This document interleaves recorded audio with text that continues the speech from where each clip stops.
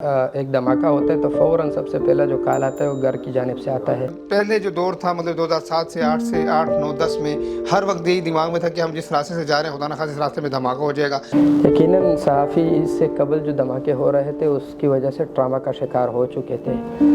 लेकिन दरमियान में एक स्पेस मिल गया कुछ मुज़ाकिरात के नाम पर, कुछ किसी भी वजह से, तो उस वजह से जो हम जैसे सहाफ़ी थे जो वार एंड टेरर कवर करते थे उसको थोड़ा सा रिलैक्सेशन मिल गया, वो उसकी ज़हनी सुकून बहाल होना शुरू हो गई। लेकिन इस दौरान ये दोबारा से एक सिलसिला शुरू हुआ धमाकों का, दोबारा वही सूरत हाल जो 2008 9 10 में जो पीक टाइम था दहशत गर्दी का, जो रोज़ाना 2 या 1 या 3 खुदकश हमले हो जाते थे, तो उसी जानिब हम बढ़ रहे हैं। तो इस वजह से हम जो ये रिपोर्टिंग कर रहे हैं, ये वार एंड टेरर कवर कर रहे हैं, तो उसमें वही एहसासात वही चीज़ें अब दोबारा जहनों में आ रहे हैं और हम ये सोच भी रहे हैं कि शायद दोबारा वही सूरत हाल यानी हम रिवर्स पे गए हैं।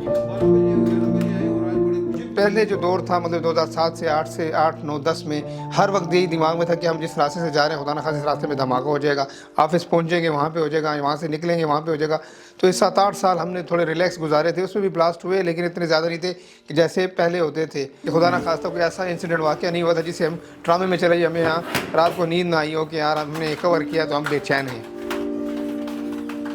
बहुत ही धमाके कवर किए हैं, अब क्या बताना तो मुश्किल हो जाएगा, लेकिन तो शाख वाले धमाके मैंने कवर किया उसमें एक मीना बाज़ार का धमाका हुआ था, ठीक है जी। उसमें जब मैंने जो जलती हुई बॉडी देखी थी तो मुझे ऐसा शाक हुआ था कि मैं पूरा एक हफ़्ता बल्कि 15 से 20 दिन, मेरा घर भी करीब है, मेरे दिमाग में घूमता रहता था। तो मुझे समझ नहीं आती थी कि मैं क्या करूँ, कभी फील्ड के दिल चाहता था कि छोड़ दूँ, ये काम नहीं अच्छा।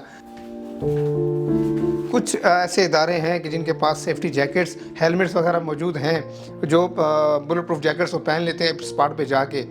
तो वो जो थोड़ा सिक्योर हो जाते हैं। वरना अमूमन तो पहले ये होता था कि पहले एक ब्लास्ट हुआ, उसके बाद 5 से 7 मिनट के बाद जब लोग इकट्ठे हुए बॉडीज उठाने के लिए दूसरा ब्लास्ट हुआ, उसमें हमारे काफ़ी सहाफ़ी भी शहीद हुए और उसमें ज़ख्मी भी हुए।